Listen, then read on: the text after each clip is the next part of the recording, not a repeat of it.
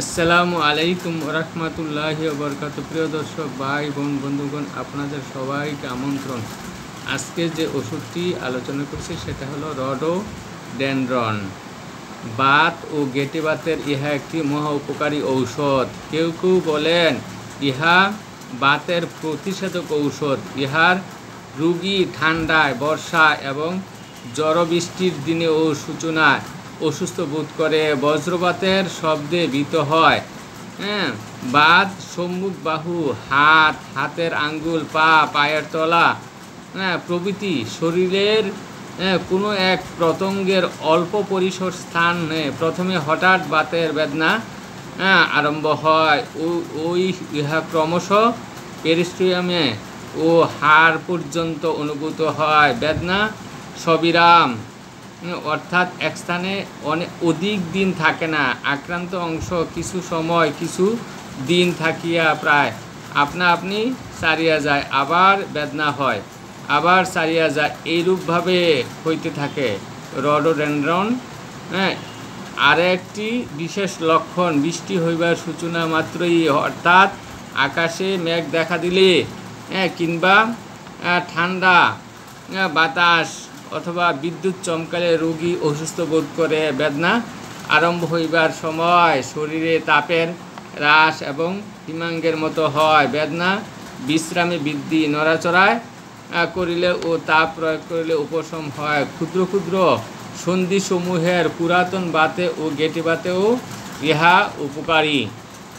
Short rib, নিচের পেটের বাম দিকে পুরাতন বেদনায় কিছু আহার করিলেই বেদনার উপশম হয়। এই লক্ষণে রডোডেনড্রন উপকারী। দ্রুত চলিলে পিলার মধ্যে সূচ ফুটানোর মতো বেদনা হয়।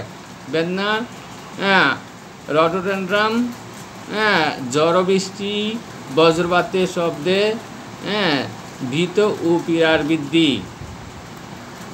রাস্টক্সের রডোডেনড্রনের ন্যায় ইহারও বেদনা যন্ত্রণা, নড়াচড়ায়, ঠান্ডায়, জলবাতাসে, বর্ষা ঋতুতে বৃদ্ধি হয়। তবে ইহাদের মধ্যে প্রভেদ এই যে রডোডেনড্রন নড়াচড়ার সঙ্গে সঙ্গে বেদনার উপশম হয়, আর রাস্টক্সের নড়াচড়ার বেদনা বৃদ্ধি হইয়া উপশম হয়। রডোডেনড্রন মেঘ জ্বর আরম্ভ হইলে পূর্ব হইতে বেদনার সূত্রপাত, ঝড় বৃষ্টি থামিয়া গেলে বেদনার উপশম। রাস্টক্সে যতদিন ঠান্ডা, বর্ষা বা জলবাতাস থাকে ততদিন পর্যন্ত পীড়া থাকিতে পারে। রডোডেনড্রন শুক্র শনি পীড়া হইলে সোম মঙ্গলবারে পর্যন্ত থাকে। আশা করি লক্ষণের সাথে ঔষধের লক্ষণ মিলিয়ে আপনি ঔষধ সেবন করলে উপকার পাবেন। অন্ডকোষের পীড়া, এপিডি ডাইলিসের অন্ডকোষের উপর প্রান্তস্থিত কোষের ন্যায় আশার বিশিষ্ট শুক্র উৎপাদক নারীর প্রদাহ, আর্কাইটিস একশিরা, অন্ডকোষ ফুলা, শক্ত, অত্যন্ত টানা হেঁচড়ার মতো বেদনা পেট পর্যন্ত পরিচালিত হয়। বেদনার প্রকৃতি রোগী মনে করে যেন কেউ জোরে টিপিয়া চূর্ণ করিয়া দিতেছে, পিষিয়া দিতেছে। বেদনার দমকে শ্বাস প্রশ্বাসের মতো, শ্বাস বন্ধের মতো হয়। পালসেটিলা তরুণ প্রদাহ রোগের অন্ডকোষ ফুলিলে ও শক্ত ভাব ধারণ করলে ইহার দ্বারা উপকারী হয়।